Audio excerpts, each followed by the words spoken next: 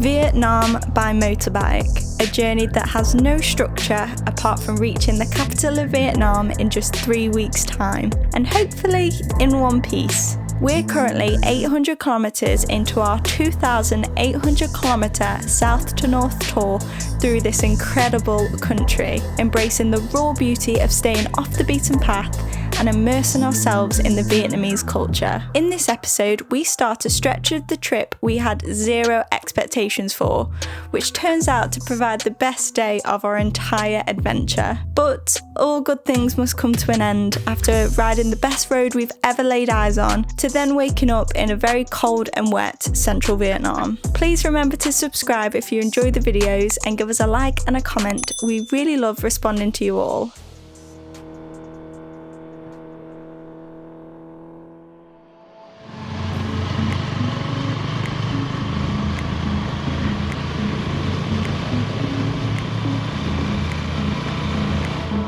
Good morning everyone, we're back on the road again with about a 4-hour drive ahead of us today, and one of the first stops was just outside of Kon Tum, which was this really cool suspension bridge.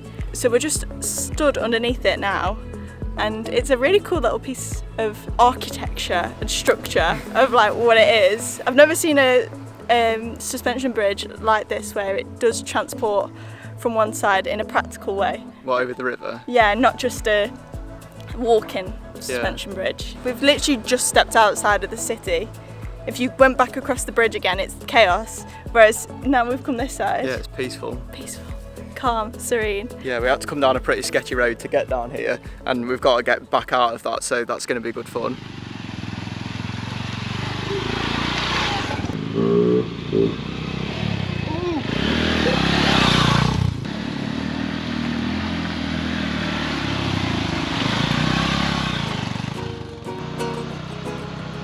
In typical Vietnamese fashion, a few minutes down the road from the busy city of Kon Tum, the roads completely opened up. The traffic quietened down and the views grew more and more outstanding. A pristine, windy road was guiding us up to a spectacular viewpoint that turned out to be one of many that today would offer.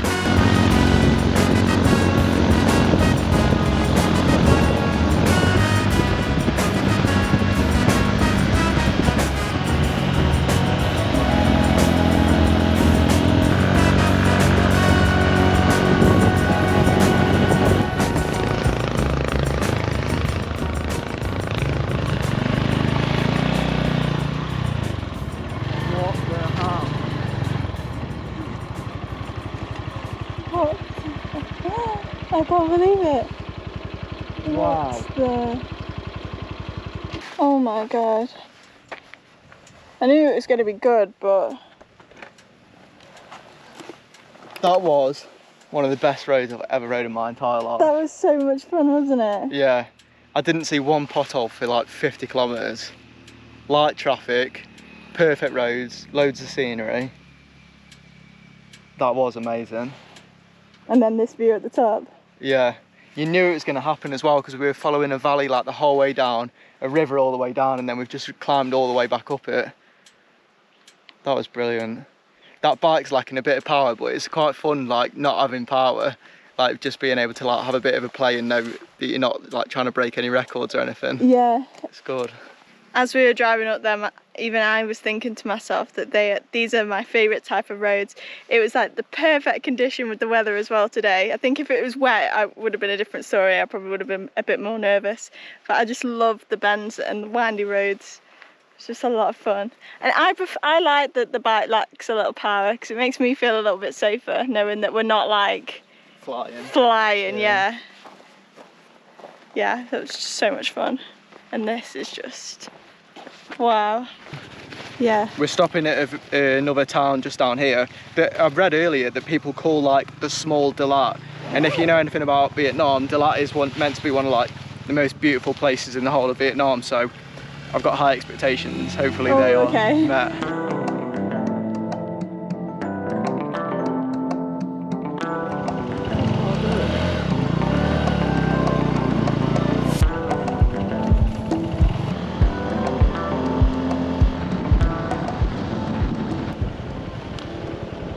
What's that? That place is running for food. Was it? Yeah, but I don't know if it's an event or if it's just busy. I can probably say it's an event. Let's go have a look.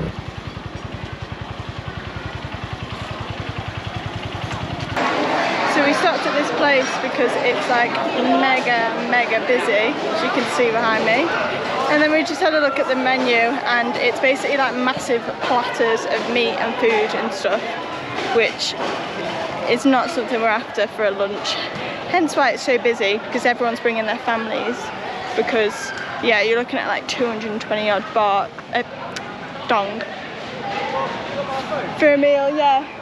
So we've just had to kind of walk in, walk out quite awkwardly. But it's not something we're after. So we'll go find something else.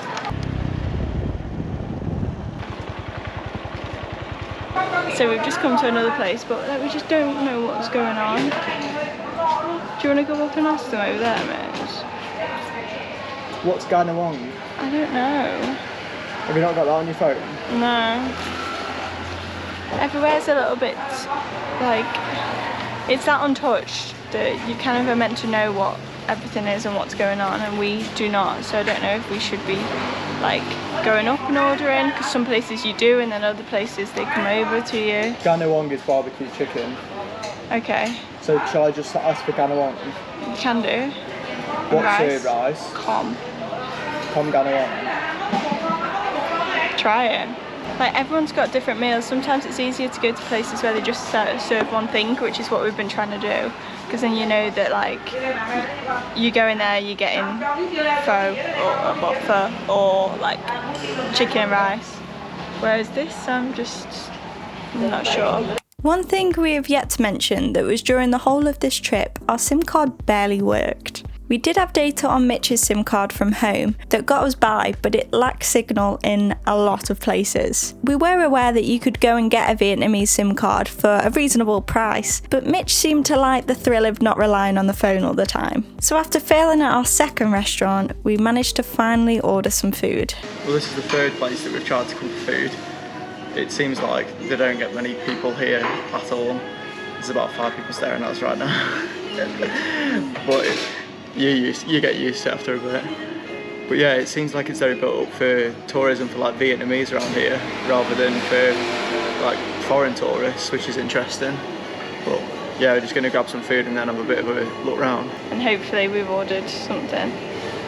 Yeah, okay. I just said gachien. All I said was gachien and he just said okay. And that was it.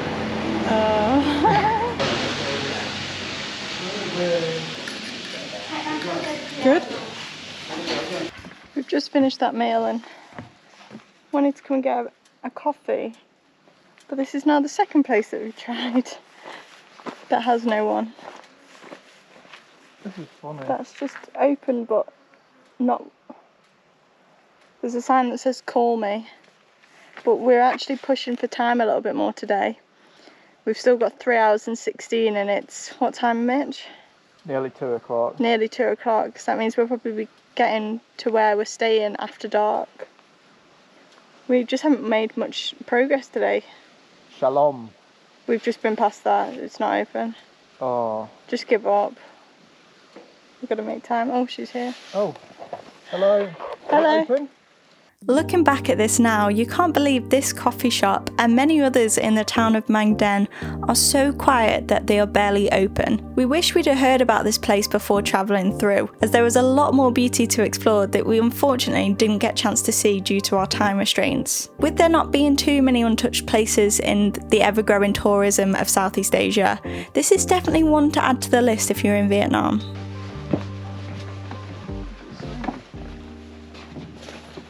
Okay, she's just restored my faith. We've had a few people that have been a bit like you said, a bit weird, starey, bit like looking at us as if like we shouldn't be here, and then she was absolutely lovely. Yeah, I can't explain it. It's just a vibe. Yeah. And that's the only thing. It sounds silly saying that. I said this to Martha the other day, like, you don't speak the same language, but normally just how someone's body language is and how they talk, you can normally like tell how they are. Yeah. But, yeah, she was really nice. Just obviously very quiet. Yeah. But we've got the whole place to ourselves. Wow, this is so nice. Bloody lovely.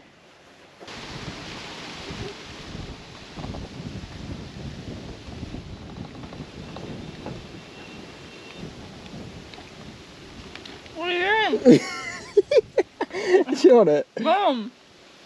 Get away. Mitchell!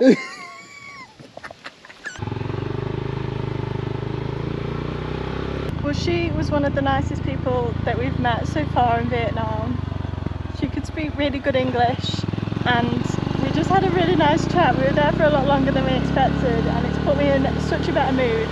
I was a little bit down in the dumps earlier, I think just being a bit hungry and just trying to get some food and then not feeling welcome in a couple of places. It just got the better of me, but we've just had a chat. She gave us some dried mango, followed each other on Instagram, and yeah, that was a lot of fun.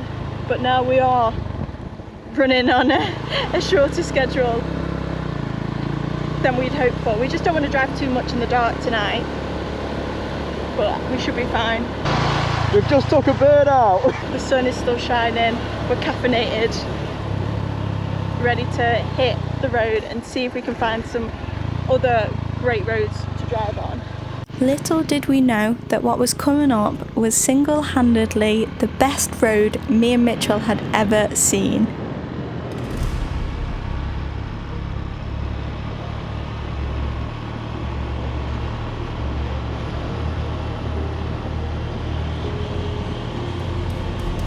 This is the Violak Pass. Even after finding the name of this pass, I could only still find a handful of articles about this road, so I don't even know if I'm saying this right, but we had absolutely no idea that this was coming up and it just blew our minds. A combination of the bright blue sky and the sun starting to drop just added to the sheer beauty of this pass. I would love to just show the full 15 or so minutes of footage riding down this road, but I don't think a lot of people would appreciate it, so just take my word that if you were ever thinking of doing a similar trip to us, then this place is something that you cannot miss.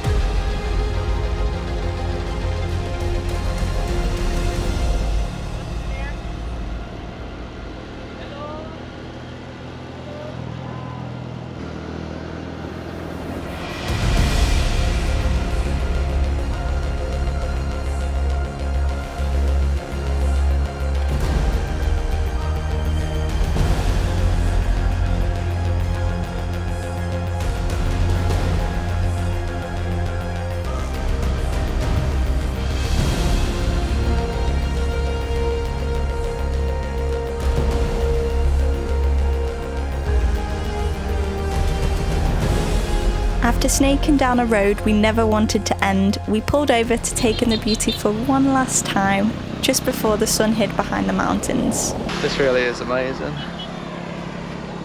Sun's setting. Look at this. How green that is. Looks fake. Yeah.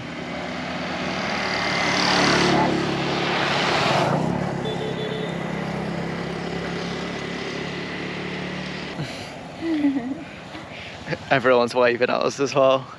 It's brilliant. All the young lads that were coming past us on that really good cool road were like going past like shackering and stuff. It was awesome. We'd love to stay here until the sun properly drops, but we've got to be mindful that we've got to ride in the pitch black if that happens. So we best get a charge on.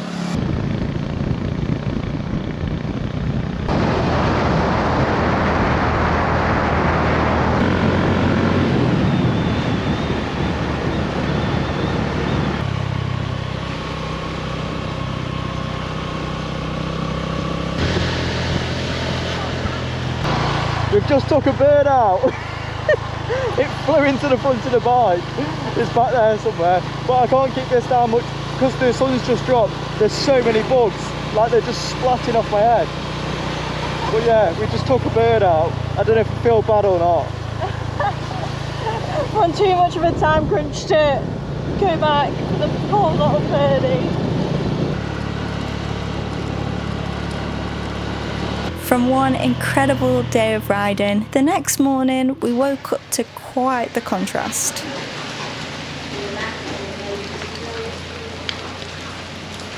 This is going to be miserable. It's give this rain all day. Oh my god. Martha's poncho's been left outside, it's soaking wet. Oh actually it's not too bad inside. Okay. So this is what we'll be driving in today.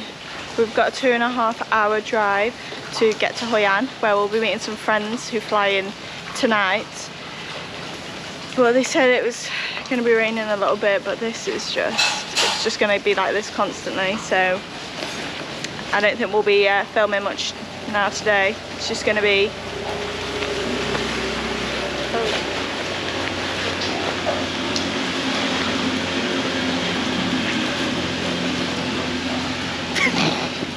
we're just going to be, you know, getting our heads down and making sure the rain doesn't bother us.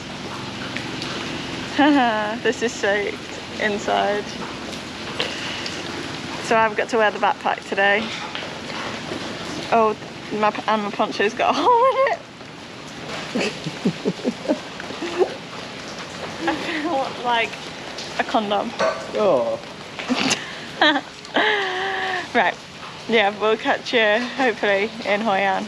And let me tell you, you did not miss a lot. 2 hours of smashing straight into the cold, wet rain. We just about made it to Hoi An in one piece.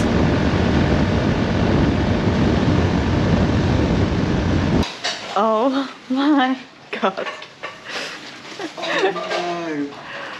Oh no. The bags are going to be wet through. I don't know if you can tell, but I'm squelching and I've got all stuff over me. My knickers are drenched. Oh, honestly, what a day. We are fresh out of standing in the shower for a solid 15 minutes. It was so bad. My hands are still tingling. It didn't even feel that cold, but I was just death gripping the bike for such a long time that my hands just sort of stuck into one place. But we've currently got the hairdryer inside the cupboard with all of our wet clothes because our bags did get wet. Yeah, I don't know if everything's gonna dry. I hope it does. But we've just ordered banh mi to where we're staying. Got some food coming, and then we'll get back into action.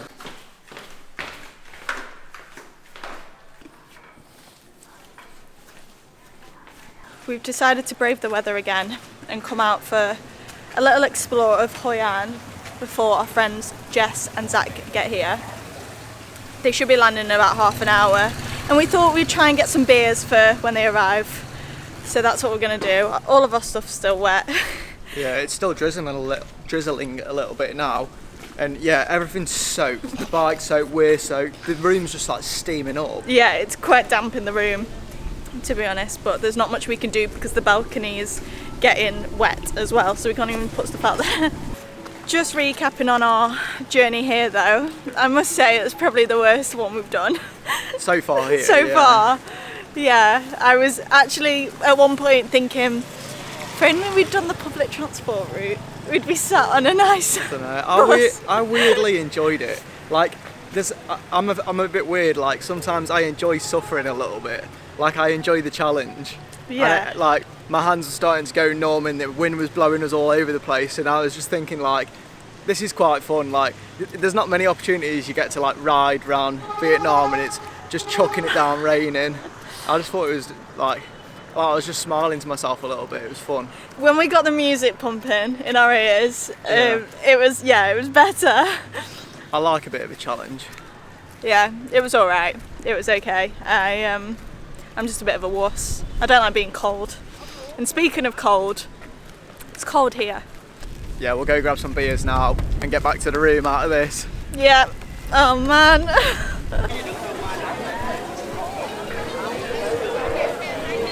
Well, this is a bit of a contrast from what we've been used to the past week. There is so many people, it's a bit overwhelming. Like tour groups. Yeah. But we're still on the search for an ATM. So I can't find it anywhere.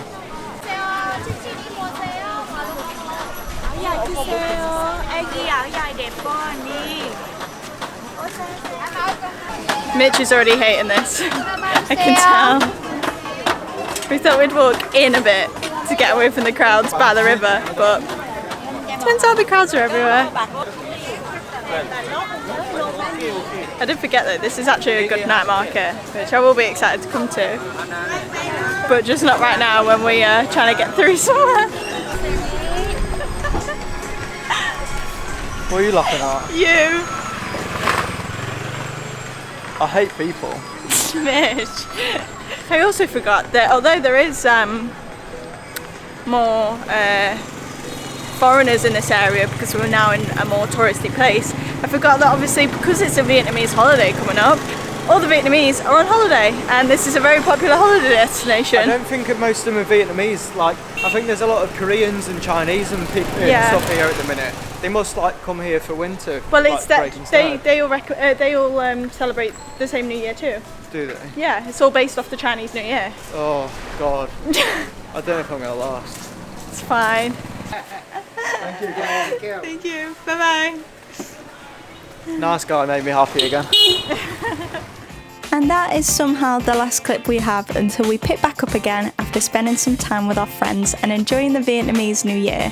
In our next episode, after escaping Mitchell's nightmare of tourist seaside towns, we head up to the Ho Chi Minh Trail and push deeper into the jungle, riding more of the best roads Vietnam has to offer, all while dodging wildlife and riding over some sketchy obstacles. We also realised that our lack of equipment was starting to take its toll. Make sure to subscribe so you don't miss it. We'll see you next time.